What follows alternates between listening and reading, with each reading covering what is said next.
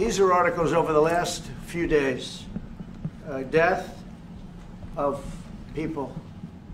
Death, death, death, horrible death. Turn the lights down and just put this on. It's right behind you. Johan. There's nothing this parliament can do. With or without you, people are going to occupy land. We require no... When you look at the videos, I mean, how does it get worse? And these are people that are officials, and they're saying that kill the white farmer and take their land. Let me clarify that, because what you saw, the speeches that were being made, they're a small minority party, which is allowed to exist in terms of our constitution. But you do allow them to take land.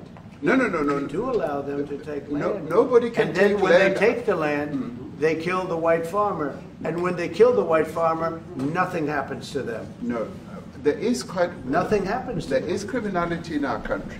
People who do get killed, unfortunately through criminal activity, are not only white people. Majority of them are black people.